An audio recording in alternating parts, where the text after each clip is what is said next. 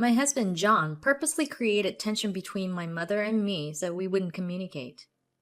The reason was for him to have more freedom to cheat. To keep up his lies, he kept adding more lies. It was all his selfish thinking.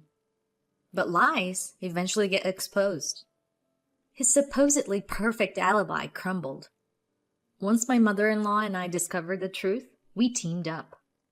What would be the fate of my lying husband? John had been making a fuss about his mom being sick, but after being deceived on purpose, the truth came out. What's your relationship with your mother-in-law like after marriage? Good? Terrible? The dynamic between a wife and mother-in-law can change based on compatibility and differing views, but the key factor is the husband's role. I believe this is crucial. Especially early in the marriage, the husband is the main source of information about his parents and the only way to interact with the mother-in-law. I didn't have the courage to approach them alone. So I relied on my husband for my relationship with his family. Of course, it's not like I didn't do anything myself. Whenever I had the chance, I'd suggest to my husband, "Why don't we invite your parents for dinner? It's Mother's Day next Sunday." Or when we went on trips, I'd say, "Let's bring this souvenir to your parents." I really tried to build a good relationship. But John was always against it from the start. "Mom and Dad don't like eating out, so inviting them might be a bother." Or, "Mom and Dad hate unexpected visitors. I'll give them the gift on my way back from work." It felt like he was avoiding any interaction between me and his parents. Honestly, though, I was somewhat relieved since I was also nervous around my mother-in-law, Lauren. But even after my efforts, my husband never agreed to let me interact with his parents. A year into our marriage, the only times I met my in-laws were during the wedding introduction, the wedding itself, and a brief visit on our first Christmas as a married couple. We didn't live far away, but my husband, whose workplace was near his parents' house, never took me along. I started to feel awkward and asked him, "Shouldn't I be visiting your parents since I'm your wife?" But he brushed off my concerns. I started to worry and decided to ask him directly. That's when I discovered the worst truth. "Hey, are you avoiding taking me to your parents' house? Do your parents hate me or something?" "No, it's not that. But I can't hide it anymore. I'm sorry, Irene." "What? What are you sorry for?" "Mom finds you a bit difficult to deal with and prefers to keep her distance from you." I knew something was off. Did I do something wrong to your mom? "I'm sorry, Irene. I didn't want to hurt you." "It's not your fault. It's just that Mom has an aversion to you." "An aversion? So she hates me? Why? What did I do?" "Everyone has people they just don't click with, you know. For Mom, that's you. You don't have to force yourself to get along. I'll handle visiting them." It was a big shock to hear that. After that, I couldn't bring myself to approach my in-laws anymore. Instead, my husband kept visiting them frequently. As an only child, his mom asked him to visit at least once a week. Recently, my in-laws have been calling him more often for errands. "I get called to do shopping or change light bulbs. Taking care of them is a lot of work," he'd tell me, while diligently going to their place. Watching him, I thought, so she doesn't want to see me at all, but wants her son to visit her that often. Is she trying to get him back from me or something? It made me increasingly resentful towards her. I stopped visiting completely and avoided contacting her. If she hates me, I'll reciprocate. That was my defensive mindset, and I resigned myself to it. But it turned out this was all part of my husband's plan. One day after work, I ran into my mother-in-law at the supermarket. I honestly wanted to hide. She looked equally surprised and awkward. But I felt obligated to greet her out of basic manners. Hi, Lauren. Long time no see. Do you often come to the supermarket? Irene, what a surprise! I came here because our usual store is closed today. But what's going on with your outfit? She responded more warmly than I expected, which threw me off. Then she started scrutinizing my clothes. I braced myself for a comment, thinking, what is she going to tell me now? But I was wearing my work uniform, not something revealing or flashy, so I thought she couldn't criticize my outfit. What did she not like about my outfit then? I started, oh, this? It's my work uniform. I took on my jacket because it's warm today. She looked surprised and said, I thought you quit your job to be a housewife. Isn't that what you said? I was speechless. Something felt off. Lauren continued, my son told me you quit your job to be a housewife, but didn't do any housework and outsourced everything. That's why we've been giving him money to help with the bills. I was stunned. Who was she talking about? She continued, I was shocked to see you here since I thought you never cooked. And what's with the uniform? Did you get a new job? Sorry if I'm being intrusive. I know you don't really like me. I didn't mean to pry. I couldn't believe what I was hearing. Was this really my mother-in-law? But it was definitely her. She tried to leave, but I stopped her to clear things up. Lauren, there seems to be a misunderstanding. I've always wanted to get to know you better. I never disliked you. Would you like to talk over a coffee? I was nervous. If she really did dislike me, my invitation would make our relationship worse. But she said, really? I've wanted to talk to you too. I'd love to get to know my daughter-in-law better. Relieved, I invited her to my house and we talked over coffee. John said he would be home a little late today, and she also told her husband that she would be returning home a bit late. So we were able to sit down at home, have some coffee, and talk about various things. That's when the shocking truth came out. My husband had told his mom that I didn't want to get close to her and her relatives, that I saw them as outsiders. He even told her to avoid contacting me. And all this from right after we got married. I have never said such a thing. And to me, he'd say, I'm visiting my parents today. We'll have dinner together. Or, Mom asked me to come over today because she needs help moving some big furniture. He'd stop by his parents' place twice a week.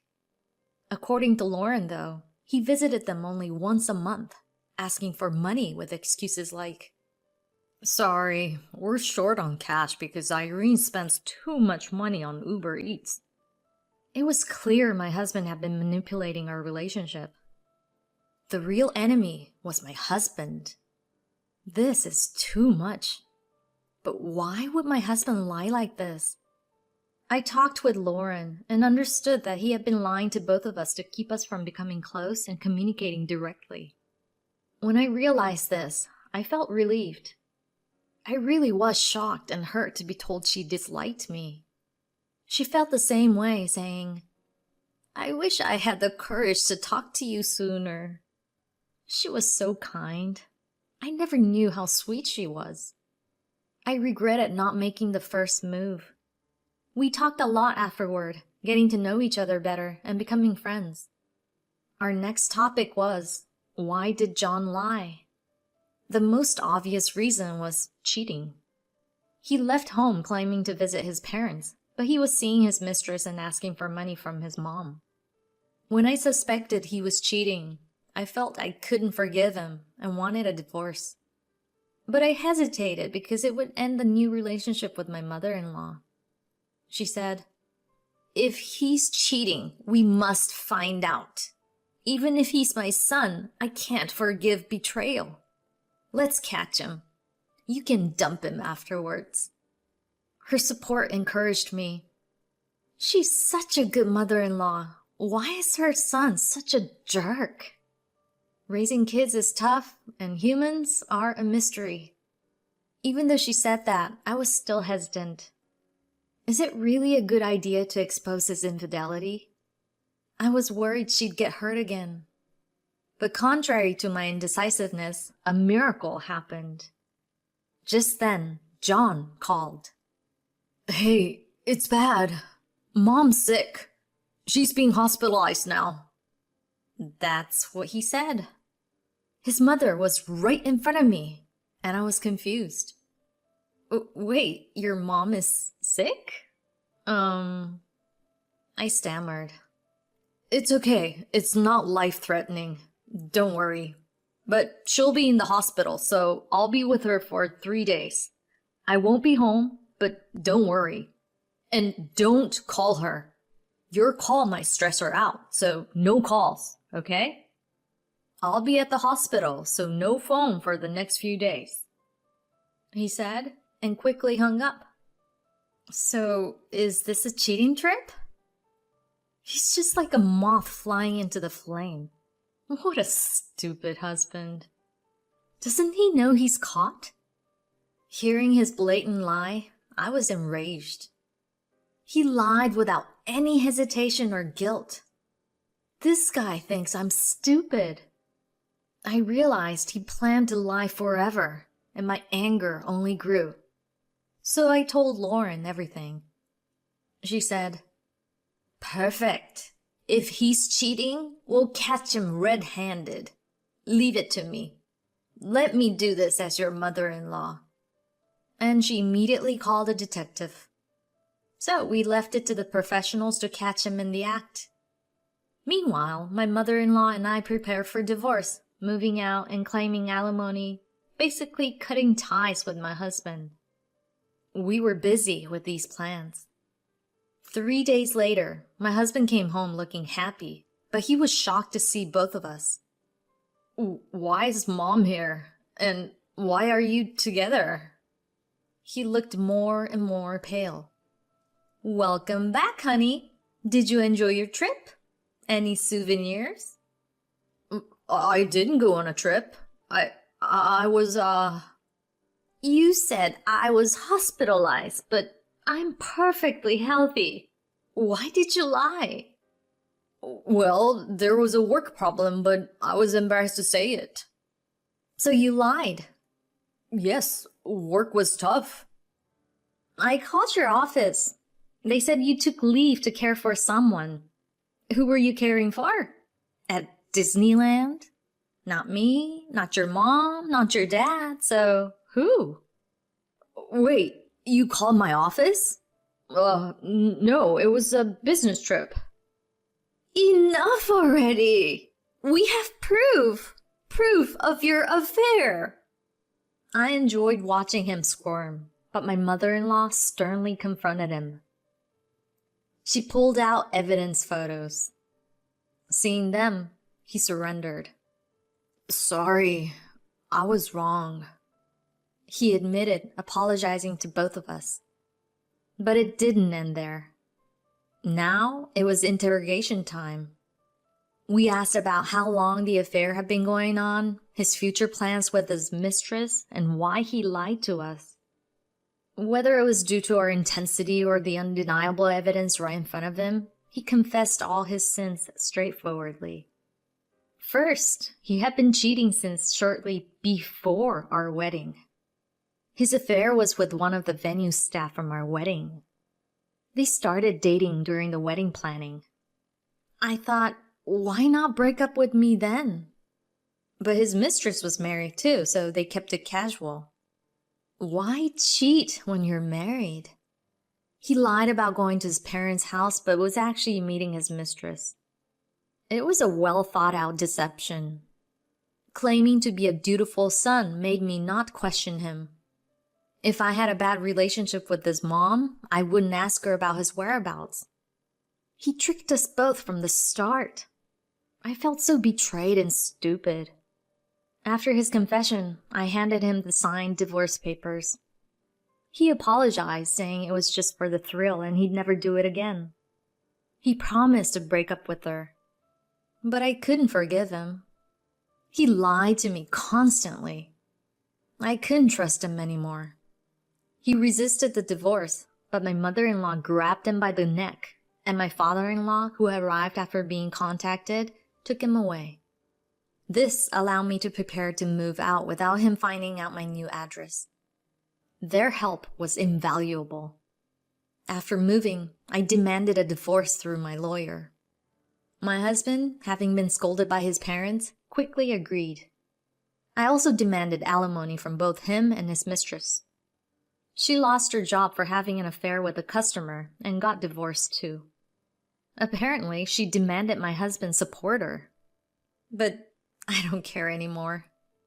My divorce was finalized, and he paid alimony, then got kicked out by his parents. He was shunned at work for using leave for an affair trip. Cheaters get what they deserve. I was pleased he faced the consequences. My mother-in-law's support was crucial. She didn't side with her son, but held him accountable. She was really a great mother-in-law. If I could go back, I'd want to befriend her from the start. But, well, my cheating husband would have ruined our relationship anyway. I'm just glad we didn't part with misunderstandings.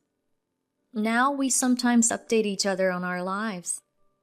Maybe one day we'll be good friends. That's my hope as I move forward.